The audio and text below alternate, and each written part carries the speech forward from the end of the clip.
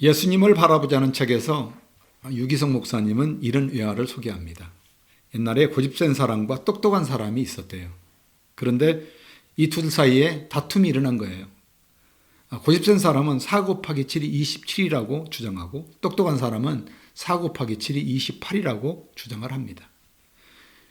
여러분 한번 생각해 보세요. 이 다툼이 가당키는 합니까? 그런데 이들이 해결점을 찾지 못하니까 고을의 원님에게 가서 묻기를 했습니다.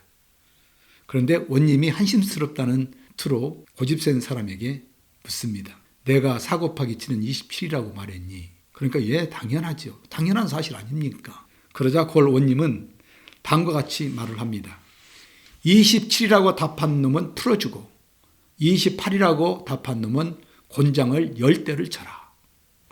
고집센 사람이 똑똑한 사람을 놀리며 그 자리에 떠났고 똑똑한 사람은 억울해서 곤장을 맞게 되었습니다. 이번에는 똑똑한 사람이 원님에게 따져 묻습니다. 억울하다는 것이죠. 그러자 원님이 이렇게 대답합니다. 4 곱하기 7이 27이라고 우기는 그런 놈과 싸우는 너는 어떤 놈이냐 도대체. 아니 28이라고 정답을 아는 놈이 아니 27이라고 우기는 사람하고 싸워? 그게 무슨 짓이냐고 그렇게 원님이 따집니다. 이사야서 말씀을 보면 이사야서 55장의 8절에 이는 내 생각이 너희 생각과 다르다. 내 길은 너희의 길과 다름이라. 나는 여호와 하나님이라고 그렇게 말씀하죠. 어려운 때를 살아가면서 faith4.net에서 소개되는 5분 말씀 백신을 통해 어려움의 시간을 지나가는 우리 모두의 삶 가운데 어떻게 살아가야 될지를 생각하고 있습니다. 오늘 두 번째 생각해 보려고 하는 것은 가장 나쁜 사람에게 하시는 말씀입니다. 누가 세상에서 가장 나쁜 사람인가요? 예수님은 기도하기 위해 성전에 올라간 두 사람을 오늘 본문에서 소개하고 있어요. 두 사람 중에 한 사람은 좋은 사람이고 한 사람은 사람들 생각에 나쁜 사람이라고 그렇게 평한 사람들입니다.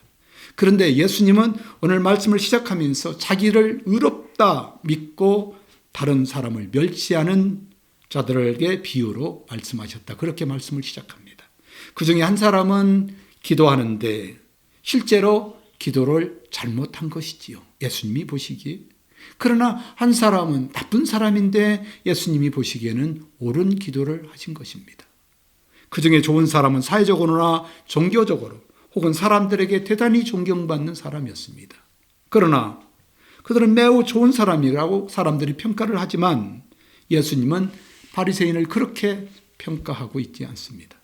누가복음 18장의 11절의 말씀을 보면 바리새인은 서서 따로 기도하여 가로되 하나님이여 나는 다른 사람들 곧 토색 풀이 간음을 하는 자들과 같지 아니하고 이 세리와도 같지 아니함을 감사하나이다. 그리고 다른 사람 한 사람은 매우 나쁜 사람으로 소개됩니다. 사람들은 이 사람을 나쁜 사람이라고 동네에서 모두가 알만한 사람은 다 압니다. 그 사람을 세리라고 소개하지요. 세리는 멀리 눈을 들어 하늘을 우러러보지 못합니다. 그리고 가슴을 치며 통곡함이 옵니다. 오늘 누가복음 18장의 13절의 말씀을 보면 세리는 멀리 서서 감히 눈을 들어 하늘을 우러러보지도 못하고 다만 가슴을 치며 가로되 하나님이여 불쌍히 여겨주소서. 나는 죄인입니다. 그렇다면 여러분 바리새인이라는 사람이 나쁜 사람일까요? 어쩌면 바리새인이 하는 말이 맞을 수가 있지요. 거짓말 하지 않았습니다. 그 사람. 또 바리새인은 사람들이 인정하는 좋은 사람 맞을 수도 있습니다. 그렇다면 좋은 사람이 드리는 기도를 하나님은 마땅히 들어주셔야 되지 않겠습니까? 여기 바리새인에 비해 세리는 참으로 나쁜 사람입니다. 한 사람에게 나쁜 짓을 하는 것이 아니고 동네 사람에게 더 나아가서 이스라엘 민족들에게 형제들에게 세리는 사람도 아닙니다. 그런데 오늘 본문에 소개되는 세리는 민족의 피를 빨아먹는 나쁜 사람이라는 생각을 동네 사람들이 다 하고 있는 아주 극악무도한 나쁜 사람입니다. 그런데 어찌된 일인지 나쁜 사람이 기도하는 기도를 예수님은 인정해 주셨다 말씀합니다. 사람들이 인정하는 좋은 사람의 기도에 비해 나쁜 사람한테 그에게 한 가지 다른 점이 있었다고 말씀하죠. 다른 사람과 비교하여 자기를 의롭다고 믿었습니다. 다른 사람을 무시하지 않는 기도라는 것입니다.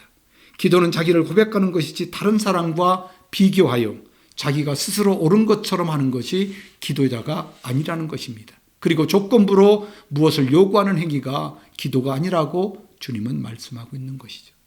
어쩌습니까? 어쩌면 세리는 하는 말마다 다 맞습니다. 바리새인의 말처럼 사람의 많은 것을 훔친 흡혈귀 같은 사람입니다. 그는 죄인입니다. 스스로 그것을 인정합니다. 그리고 자기가 진 죄를 자기가 압니다.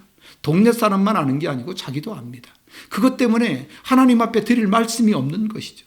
물론 이가 잘못한 것을 정당화받을 수는 없는 일이지만 예수님이 보시기에는 세상 사람이 옳다고 하는 사람이 하나님이 인정하는 사람일 수도 있고 인정받지 못할 사람이 있을 수도 있다는 것이죠. 그런데 세리는 자기의 죄를 알면서 하나님 앞에 그 죄의 제목을 인정하고 하나님 앞에 긍휼을 구하는 것입니다.